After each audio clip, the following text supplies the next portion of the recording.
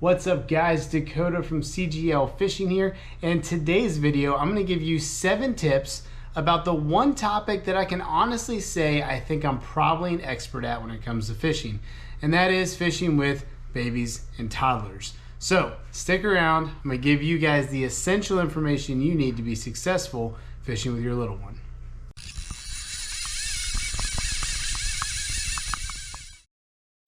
Alright, so if you guys have followed my channel for any amount of time, you know that I am always fishing with my son. He is just turned 3. I've been fishing with him since he was 13 months old.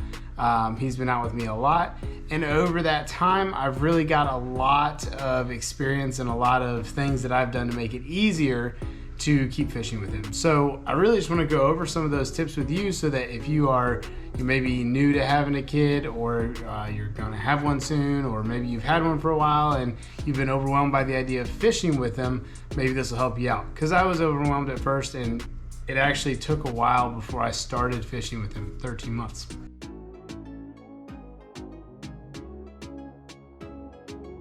So the first tip I'm going to give you guys is location, location, location. I can't stress enough how important picking the right location to take your little one fishing really is. So first thing we want to do is we want to scout out a potential location. You want to go with a day that you've just determined that if you don't do any fishing, it's fine. You are there to scout it out. Now, when I scouted out my spot, I did take fishing rods, but I went in with the understanding that it may not work, and I was really there just kind of scouting out, feeling it out, seeing how it was. So when you're out scouting your location, things you want to look at is, can your kid fall off the pier or bank or whatever into the water? Be important for you to know. Is there any roads they can run into or anything like that? All kinds of different risks you need to assess, because here's the thing guys, if you don't feel comfortable, if you don't feel like your child's safe, you're not going to do any fishing. All right, it's that simple. If you're so stressed the whole time about what your child's doing, you're not gonna be able to fish, or if you are trying to fish, you're gonna end up losing fish, or worse, losing gear because you're not paying attention. So you have to make sure first you know your child's going to be safe.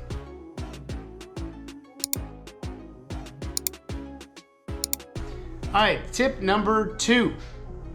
This is a really important one, easy to overlook, but it's really important nonetheless.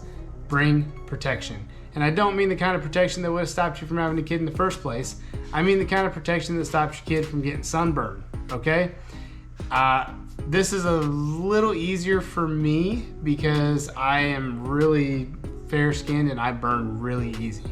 I will turn red in an instant. So I always have to think for myself when I go out to be prepared for the sun. But not everybody's like me, and kids have much more sensitive skin than we do, especially when they're in that young baby to toddler age, and you have to make sure you're prepared for them.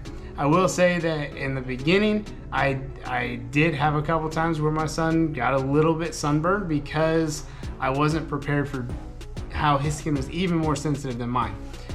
Being out in the shade may not be enough. You need to plan for the fact that you're on the water. Water reflects the sun. It makes sun exposure that much worse. So bring some kind of sunscreen, bring coverings. You could get little kid tents, try to be in the shade, things like that. All those are really important tips. Now, I personally like to cover as much skin as possible and then use sunscreen for what I can't cover. With a little one, that's harder because sometimes they don't want to wear a hat, or they don't want to wear long sleeves, whatever the case may be. You're not going to put a little fishing buff on a baby usually. So for kids, usually you're going to go the sunscreen route. But finding somewhere that has shade is really big in itself. And then, like I said, bring in like a little tent if you don't have shade.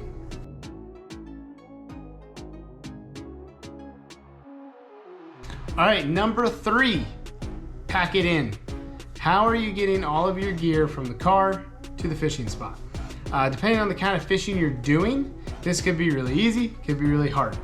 If you're just walking the bank of a pond or something like that and you're bass fishing, you might be carrying one rod and one box of lures. In that case, you can probably throw everything in a backpack and just walk. If you're doing cat fishing from a bank or from a pier, you might need to look into getting a wagon to take with you. I've always gone the wagon route. It's been easier for me, but I don't do a whole lot of just walking along a bank and fishing. I don't have a lot of places to do that around here. So having a way to pack all your stuff in and then pack it all back out while managing a kid is of the utmost importance. One thing I almost forgot with this is, while you're packing everything in, consider bringing a pack and play. So if you're going to be fishing from one spot stationary, a pack and play can be a lifesaver with a younger child. I used one a lot when my little one was little. He just kind of grew out of it this last year, but it can be a lifesaver, not just for containing the kid, but also for containing objects. Like, for instance, my son liked to watch Mickey Mouse on my phone. My son also had a habit of throwing stuff overboard, so I wasn't going to give him my phone and let him run around the pier. So I put him in the pack and play and said, if you want the phone, you got to be in the pack and play. And it made it that much easier for me to focus on fishing and keep him safe and entertained.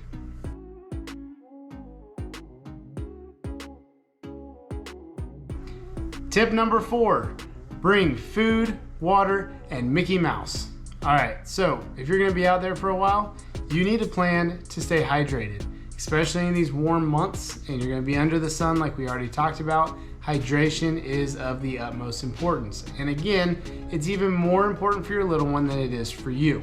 So bring more water than you think you're going to need. Bring more snacks than you think you're going to need, because nothing's going to end a fishing trip faster than, Daddy, I'm hungry. Daddy, I'm hungry. Daddy, I'm hungry. And you guys know how that can go on and on. So make sure that you have all the snacks you might need, all the water you might need, and then make sure you bring entertainment, because fishing's fun for you and it can be fun for your little one, but they're not gonna have the same attention span we as adults have. We have to bring other entertainment for them. But keep in mind, any toys or anything like that that you bring may end up in the water. So don't bring anything that's gonna be super hard to replace or anything like that. And then of course electronics, it really depends on your thought process on this as a parent, whether you allow electronics or not. But again, keep in mind, if they bring it, there's a chance it's going to end up in the water, and you got to plan for that.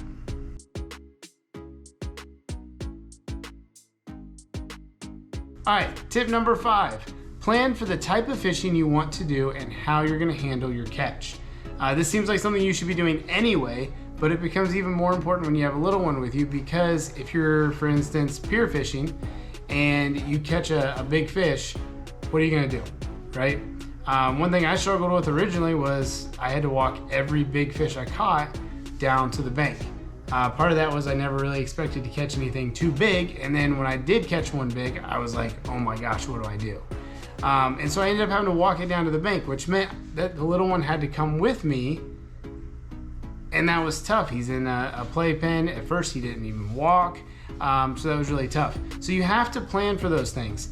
For the pier, for me, the solution was getting a really nice drop net that I could drop down and lift fish up. If you're fishing from a boat, making sure you have a landing net. If you're fishing from the bank, you might want to have a landing net, because if you have to wade into the water to get the fish, I can almost guarantee you little one's going to follow you.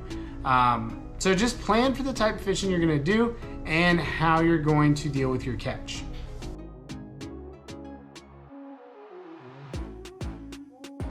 Number 6, and probably the most important tip, other than tips that relate to safety, is to have fun.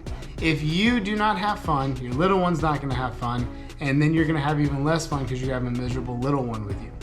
It's really important to get out and have fun. Things are not always going to go perfect. Things are not always going to go smooth. You're going to have stinky diapers. You're going to have days you forget stuff. You got to go back and get stuff. You got to stop at the gas station, get a water bottle because you forgot to pack any. All kinds of stuff's going to happen. You have to plan for that, and you have to be ready for it, and roll with the punches. Have fun. Make sure your little one has fun. Get them engaged, and they will more than likely end up loving it.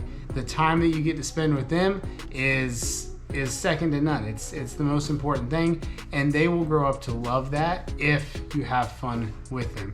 If it's a miserable experience for you both, then you're both going to end up quitting, and you're not going to get to do it anymore.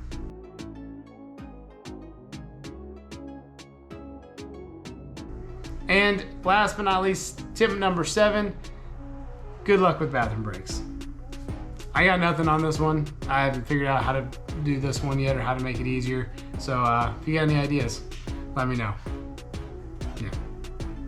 Anyway, guys, thank you for tuning in for this video. I hope you enjoyed it. I hope some of these tips you can take and apply in your fishing adventures with your little one.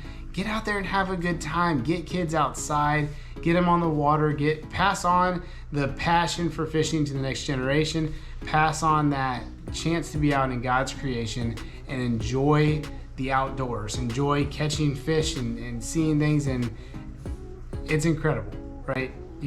It's just an amazing experience. So get out, enjoy that, have fun with it, be prepared, and keep on fishing, guys. I'll catch you on the next one.